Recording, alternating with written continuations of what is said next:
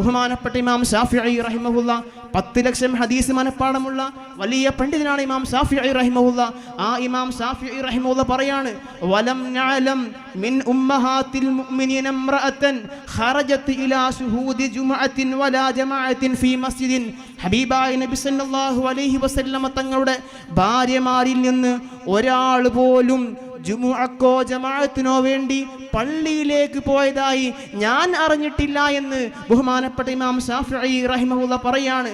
അതേപോലെ തന്നെ ഇമാം ഷാഫി തുറന്ന് പറയുന്നുണ്ട്, വമാ അലിംതു അഹദം മിനസ് സലഫി സ്വാലിഹീന അമറ അഹദം മിൻ നിസാഇഹി ബിഇതിയാനി ജുമുഅത്തിൻ വലാ ജമാഅത്തിൻ മിൻ ലൈലിൻ വലാ നഹാരിൻ. സലഫു സ്വാലിഹീങ്ങളായ ഒരാൾ പോലും അവരുടെ ഭാര്യമാരോട് ജുമുഅക്കോ ജമാഅത്തിനോ വേണ്ടി പള്ളിയിലേക്ക് പോകണമെന്ന് കൽപ്പിച്ചിട്ടില്ല എന്ന് ബഹുമാനപ്പെട്ട ഇമാം ശാഫിഈ റഹിമഹുല്ല പറയുന്നു.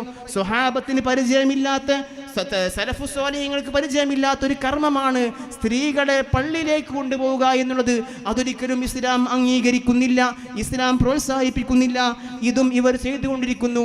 ഇവർ ഇങ്ങനെ ഒരുപാട് അനാചാരങ്ങളും ഇസ്ലാമിലില്ലാത്ത ഒരുപാട് ആശയങ്ങളുമാണ് ഇവിടെ പ്രചരിപ്പിച്ചുകൊണ്ടിരിക്കുന്നത്, ഇവിടെ പ്രസംഗിച്ചുകൊണ്ടിരിക്കുന്നത്.